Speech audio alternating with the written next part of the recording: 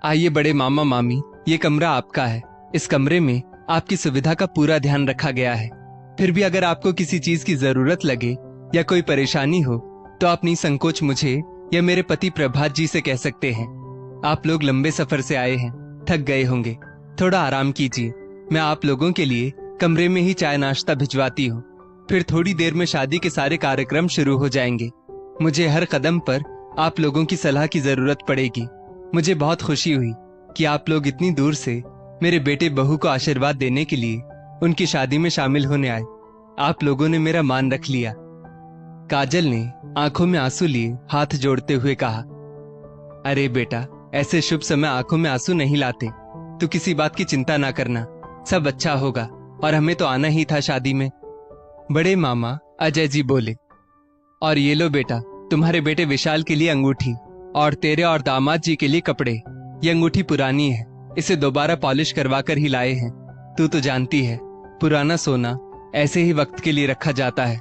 अभी सोने के भाव तो आसमान छू रहे हैं।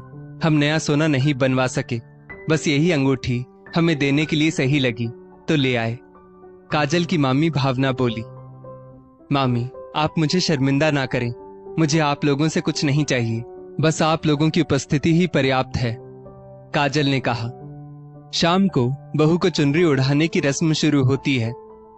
आइए भावना मामी, पहले आप ही बहू को टीका कीजिए और गले में ये चेन पहनाइए। फिर मैं और मेरी जेठानी बहू को साड़ी, पायल, बिछिया, कंगन पहना देंगे। काजल ने कहा। तभी काजल की छोटी मामी रचना मंझली मामी किरण से कहती है, देखो तो जरा काजल को, कितना घमंड आ गया है उसे। ऐसे व्यवहार कर रही है मानो हम तो यहाँ है ही नहीं। बस बड़े मामा मामी की ही पूछ परख कर रही है। होटल का सबसे बड़ा और अच्छा कमरा बड़े मामा मामी को दिया। उन्हें तो ऐसा ट्रीटमेंट मिल रहा है मानो वीआईपी गेस्ट हो। हाँ, कह तो तुम सही रही हो। दोपहर के खाने के समय बड़ी मामी के मुंह में ठूस ठूस कर गुलाब जामुन डाल रही थी काजल।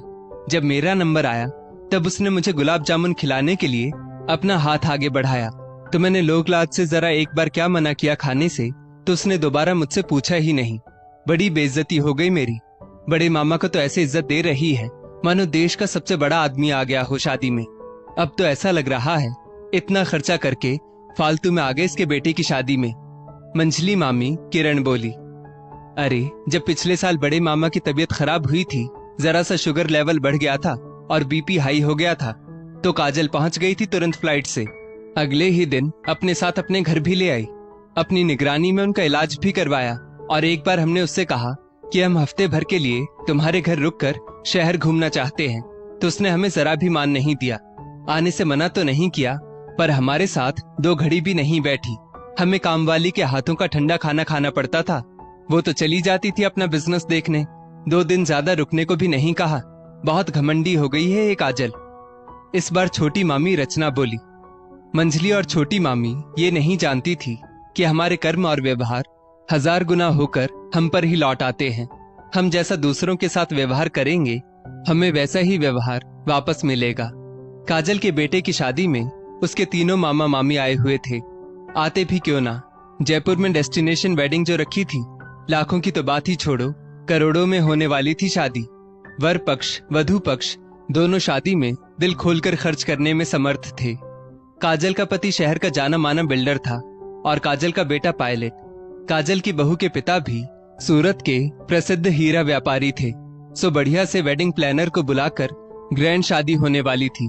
काजल के मंझले मामा मामी, छोटे मामा मामी तो बस शादी में एंजॉय करने चले आए थे और काजल के ठाट बाट देखकर तो उनके होश ही उड़ गए थे। हाँ, काजल के बड़े मामा मामी काजल के विशेष आमंत्रण पर बच्चों को आशीर्वाद देने जरूर पहुंचे थे। काजल ने अपने बड़े मामा मामी से स्पष्ट रूप से कहा था कि वे लोग आएंगे तभी शादी की गरिमा बढ़ेगी और काजल के दिल को संतुष्टि मिलेगी कि उसके मायके से कोई आया। काजल की माँ जया जी 3 भाइयों की इकलौती बहन थी। सामान्य स्थिति का परिवार था। परिवार में माता पिता, 3 भाई और बहन जया। समय रहते चारों भाई बहन की शादी हो गई। जया को ससुराल में शुरू से ही समस्याओं का सामना करना पड़ा। उसकी हैसियत ससुराल में किसी नौकरानी से ज्यादा नहीं थी। पति पत्नी के बीच प्रेम के साथ भरोसा, समझदारी, सहयोग की भावना होनी चाहिए, पर जया का शादीशुदा जीवन टॉक्सिक था। जया के द्वारा गलत के खिलाफ जरा सा भी विरोध करने पर उसे घर से निकाल देने की धमकी दी जाती। उसके मायके वालों को फोन कर बेइज्जत किया जाता। एक दो बार तो जया खुद ससुराल छोड़कर मायके आ गई, पर माँ बाप ने उसे समझा बुझाकर समाज की दुहाई देकर वापस ससुराल भेज दिया। इधर जया की तीनों भाभियां घर में बहू बनकर आ चुकी थी। शादी के थोड़े ही समय बाद मंझले भाई ने अपना तबादला दूसरे शहर में करवा लिया, क्योंकि उसकी पत्नी इतने बड़े परिवार में तालमेल बनाकर नहीं चल पा रही थी। समय अपनी रफ्तार से चल रहा था और परिवार बढ़ता जा रहा था। जया एक बेटी काजल की मां बन गई। कुछ समस्याओं के चलते डॉक्टर के अनुसार उसके दोबारा मां बनने के चांसेस ना के बराबर थे। अब तो ससुराल वाले एक भी मौका नहीं छोड़ते उसे परेशान करने का। कारण था जया उन्हें कुल का वारिस बेटा देने में सक्षम नहीं थी। एक बार छोटी सी बात पर जया के पति ने उसे खूब पीटा। सास ससुर ने भी आग में घी डालने का काम किया। जया ने रोते बिलखते हुए अपने बड़े भाई अजय को फोन लगाया और सारी घटना विस्तार से कही।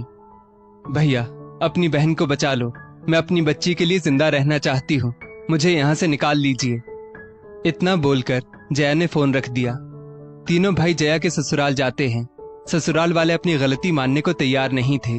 वो तो चाहते ही थे कि जया अपनी बच्ची को लेकर ससुराल छोड़ दे और उसका पति दूसरी शादी कर ले। बात सुलझने की जगह और बढ़ गई। तीनों भाइयों और जया के पति के बीच हाथापाई की नौबत आ गई। तीनों भाई अपनी बहन जया और उसकी बच्ची को लेकर वापस आ गए। जया की ऐसी हालत देख माँ बाप का तो कलेजा ही मुंह को आ गया। तब बड़े भाई अजय ने स्थिति को सामान्य करते हुए कहा, जो होता है अच्छे के लिए ही होता है। अब हमारी बहन उस नर्क से निकलकर हमारे पास आ गई है। समय के साथ स्थिति बेहतर हो जाएगी। यहाँ हम सबके बीच जया और काजल का अच्छे से पालन पोषण हो जाएगा। जरूरी नहीं है कि खराब शादी में जिंदगी भर तिल तिल कर मरा जाए। मंझला भाई तो पहले से ही दूसरे शहर में था। अब तो जया के आ जाने से छोटी भाभी भी अलग होने की जिद करने लगी। सुनिए जी, इतने सारे लोगों के लिए अब ये घर छोटा पड़ रहा है। आपकी तनख्वाह तो सबसे ज्यादा है। आप अपनी पूरी की पूरी तनख्वाह भी घर खर्चे में डाल दो तब भी कम ही है। हमारे बच्चों के भविष्य के बारे में भी कुछ सोचिए। आपकी नौकरी इसी शहर में है। हम मंझले भैया की तरह दूसरे शहर तो जा नहीं सकते, तो क्यों ना इसी शहर में किराए का घर लेकर अलग हो जाएं। छोटा भाई भी अपनी पत्नी की बातों में आकर बड़े भाई को मुश्किल घड़ी में अकेला छोड़ अलग हो गया। अब घर में रह गए माता पिता, बड़े भाई भाभी, उनके 2 बच्चे, एक बेटा और एक बेटी, जया और उसकी बेटी काजल। बेटी की जिंदगी में आए भूचाल से माता पिता चिंताग्रस्त रहने लगे।